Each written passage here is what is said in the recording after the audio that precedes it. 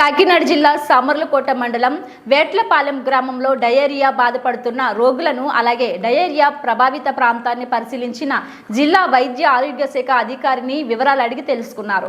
Janasena party Kakinada జిల్లా అధ్యక్షులు పెద్దాపురం నియోజకవర్గ ఇన్ఛార్జ్ శ్రీ తుమ్మల రామస్వామి బాబు ఈ సందర్భంగా ఆయన మీడియాతో మాట్లాడుతూ కొత్త ప్రభుత్వం ఎమ్మెల్యేలు ప్రమాణ స్వీకారాలు అవుతున్నాయి. అదేవిధంగా గత ప్రభుత్వం చేసిన నిర్లక్ష్య ధోరణకు పంచాయతీలకు నిధులు ఇవ్వకపోవడం వల్ల ఏ గ్రామాల్లో చూసినా ఏ పట్టణంలో చూసినా అభివృద్ధి నోచుకుని పరిస్థితి ఏర్పడింది.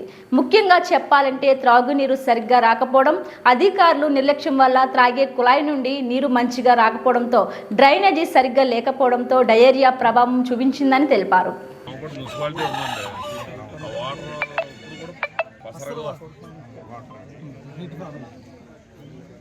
ఆల్రెడీ 2 నెలలు 3 నెలల క్రితం చేయించారు. వాళ్ళు గవర్నమెంట్లో చేయించి వాళ్ళు ఏం చేశారో తెలియదు. కంటిన్యూ అదే అప్పుడు మనం ధర్నా కూడా చేసాం. ధర్నా చేసిన అదే వాటర్. కొద్దిమంది మోసం సాగు చెప్తే తగ్గిపోతాయి కదా, మళ్ళీ అడుగుతారు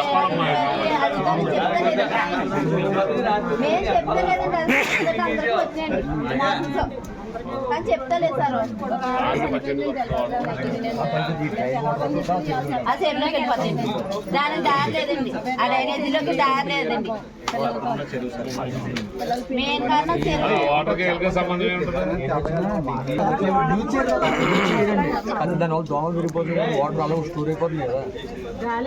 అది ప్రాబ్లమే కదండి చెప్తున్నాను.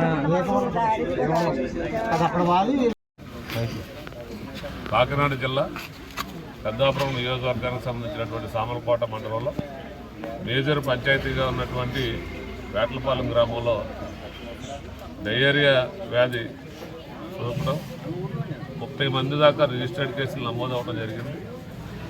14 మంది వరకు ఈరోజు హాస్పిటల్లో అడ్మిట్ అవటం.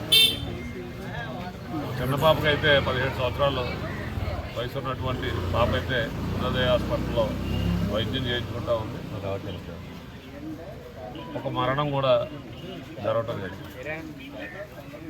మరి ఈ తెలుగుదేశం కానీ ఎన్డీఏ కూటమి ఇంకా ఇంకా వారం రోజులు కూడా ఇంకా మంత్రులు కానీ ఎమ్మెల్యేలు కానీ ప్రమాణ స్వీకారం చేసుకుంటూ ఉన్నారు. గత ప్రభుత్వంలో వైసీపీ ప్రభుత్వం యొక్క నిర్లక్ష్య ధోరణి, ఎక్కడ శానిటైజేషన్ లేదు, పంచాయతీలకి నిధులు ఇచ్చినటువంటి పరిస్థితులు లేవు. ఇక్కడ వేట్లపాలెం గ్రామానికి అయితే పంచాయతీ సెక్రటరీ కూడా లేనటువంటి పరిస్థితి. పెద్ద మేజర్ పంచాయతీ, సుమారు 14,000 15,000 జనాభా ఉన్నటువంటి పంచాయతీకి సెక్రటరీ కూడా లేకపోవటం, సరైనటువంటి అడ్మినిస్ట్రేషన్ లేక, పంచాయతీకి నిధులు లేక, గతంలో ఏదైతే వైసీపీ నాయకులు కానీ వైసీపీ ప్రభుత్వం చేసినటువంటి దారుణాలకి పంచాయతీ వ్యవస్థలని నిర్వీర్యం చేసినటువంటి కారణంగానే ఈరోజు ఈ వేట్లపాలెం గ్రామంలో 30 మంది డయేరియా వ్యాధికి సోకడం. అంటే ఇక్కడ చూస్తే ఎక్కడ చూసినా డ్రైనేజీ సిస్టమ్ బాగోలేదు.